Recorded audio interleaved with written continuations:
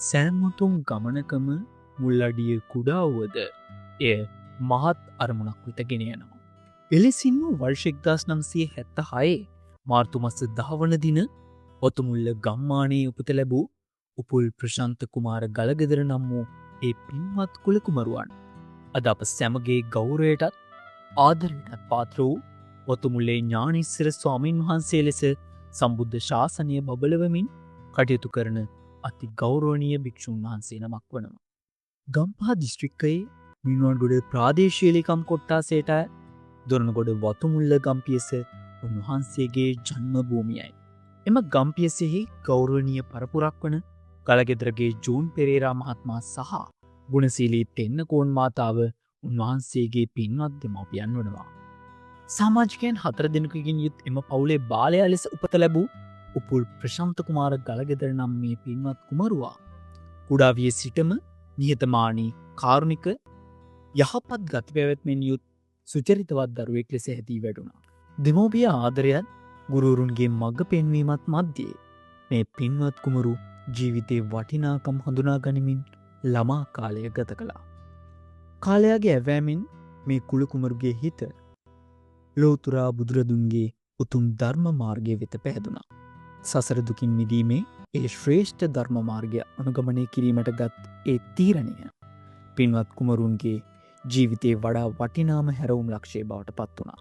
දොරණගොඩ මහාවිද්‍යාලයෙන් මූලික අධ්‍යාපනය හදාරමින් සිටි උපුල් ප්‍රශාන්ත කුමාරයන් 1987 ජූනි මස 10 වන දින ඔතුමුල්ලේ ඥානීස්සර යන නාමයෙන් උතුම් වූ ශාසන මාර්ගයට ප්‍රවිෂ්ඨ වූයේ ඓතිහාසික සපුගස්කන්ධ රජමහා විහාරය ඇතුළු සිව් මහා විහාරාධිපති ගෞරවාර්හ අතිපූජ්‍ය දරණාගම ඥානසිරි නාහිමියන් වහන්සේගේ ගුරුහරුකම් හා අනුශාසනා මධ්‍යයේ ප්‍රෞද්ධ දිවියට පිවිසීමෙන් අනතුරුව උන්වහන්සේ දෙල්ගොඩ ශ්‍රී කල්යාණ ප්‍රදීප විද්‍යායතන පිරිවෙනෙන් අධ්‍යාපනය ලබා ගනිමින් ශාස්ත්‍රයෙහි ප්‍රගුණ විය.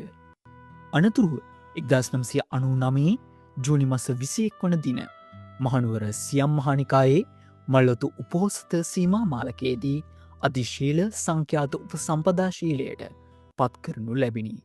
අනතුරුව උන්වහන්සේ විශ්වවිද්‍යාල අධ්‍යාපනයෙන්ද පිරිපුන්ව ශාස්ත්‍රපති උපාධියද ලබා ගනු ලැබුවා. කාලයාගේ ඇවෑමෙන් තමන්ට පවරන සියලු කර්තව්‍යයන් මනා ලෙස ඉටු කරන ලදහෙයින් ප්‍රදේශීය දරුවන්ගේ දහම් අධ්‍යාපනය උසස් කිරීමට කැප වූ අතිපූජ්‍ය දරණාගම ඥානසිරි නාහිමිපාණන් වහන්සේ ශ්‍රී ගුණරත්න ධර්ම විද්‍යාලය උසස් මට්ටමකට නංවා එහි පරිපාලන කටයුතු වතුමුල්ලේ ඥානිස්සර ස්වාමීන් වහන්සේ වෙත බාර දෙන ලදී. මෙවැනිට ධර්ම විද්‍යාලයේ ප්‍රධානාචාර්ය හිමි ලෙස කටයුතු කරන උන්වහන්සේගේ දූරදර්ශී අනුශාසනාව සහ මඟ පෙන්වීම යටතේ අපගේ ධර්ම විද්‍යාලය සුදක්ෂ දරුවන්ගෙන්ද කැපවීමෙන් සේවය කරන ගුරු මණ්ඩලයකින්ද සමන්විතව ප්‍රදේශය තුළ කැපී පෙනෙන දහම් අධ්‍යාපන මධ්‍යස්ථානයක් බවට පත්ව තිබෙනවා. තවද 2020 වර්ෂයේදී කොරෝනා වසංගතය හේතුවෙන් දිවයින පුරා දහම් අධ්‍යාපනය බිඳ වැටුණු අවස්ථාවේදී උන්වහන්සේගේ සංකල්පයකට හා මඟ පෙන්වීම යටතේ මාර්ගගත ක්‍රමවේදය ඔස්සේ දහම් පාසල නැවත ආරම්භ කිරීමට කටයුතු කරා. එහිදී ගුරුබෞතුන්ට දහම් පාසල සාර්ථකව පවත්වාගෙන යාම සඳහා අවශ්‍ය පහසුකම් සලසමින් පරිගණක විද්‍යාගාරයක්ද පිහිටවීමට උන්වහන්සේ පුරෝගාමී වුණා. උන්වහන්සේගේ එම උතුම් ක්‍රියාදාමය හේතුවෙන් දහම් පාසලේ පමණක් නොව මෙම ප්‍රදේශයේ දූ දරුවන්ට දහම් අධ්‍යාපනය ලබා ගැනීමට මහත් පිටුවහලක් සැරසුණු බව නොරහසකි. පසුගිය කාලයේ රටේ ඇති වූ දිත්වා විවසනය හේතුවෙන් අසරණ වූ දහම් පාසල් දරුවන්ට ප්‍රදේශයේ අවතැන් වූ ජනතාවටත් ආසන්න ප්‍රදේශවල අසරණ වූ අපේම ජනතාවටත් අවශ්‍ය ආධාර ද්‍රව්‍ය ලබා දෙමින් මනුසවිය නමින් සමාජ සේවා වැඩසටහනක් ක්‍රියාත්මක කිරීමටද උන්වහන්සේගේ මූලිකත්වයෙන් කටයුතු කරන ලැබුවා. ධර්මය ප්‍රචාරය කිරීම, දරුවන්ට දහම් දැනුම ලබා දීම, සමාජ හා ප්‍රජාසේව වැඩසටහන් හරහා සමාජයේ පිහිටක් විසි ජනතාව වෙනුවෙන් ඉදිරිපත් වීම මෙන්ම ආධ්‍යාත්මික සංවර්ධනයට මඟ පෙන්වීම ආදී වූ පුණ්‍ය කටයුතු රැසකටද උන්වහන්සේගේ මූලිකත්වය ලැබී තිබෙනවා.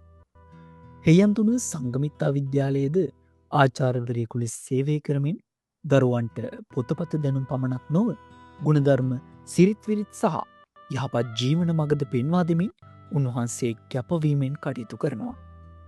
ජීවිතයට මඟ පෙන්වන්නකු ලෙසත් ධර්ම ගුරුවරයකු ලෙසත් ආදරණය පොඩි හාමුදුරුව ලෙසත් බොහෝ දෙනාගේ ගෞරවය හා ආදරය දිනාගත් උන්වහන්සේ අපගේ ජීවිතවලටද ලබාදී ඇත්තේ මහගූ මඟ පෙන්වීම් ගොන්නක්.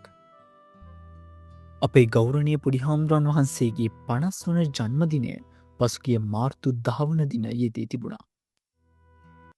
තෙරුවන් ගුණබලයෙන් නිදුක්ව නිරෝගීව දීර්ඝායුෂ ලැබමින් තව බොහෝ කාලයක් සම්බුද්ධ ශාසනයටත් සමාජයටත් තව තවත් සේවාවන් ඉටු කිරීමට ශක්තියත් වාසනාවත් ඔබ වහන්සේට ලැබේවායි අප සියලු දෙනාම ප්‍රාර්ථනා කරමු.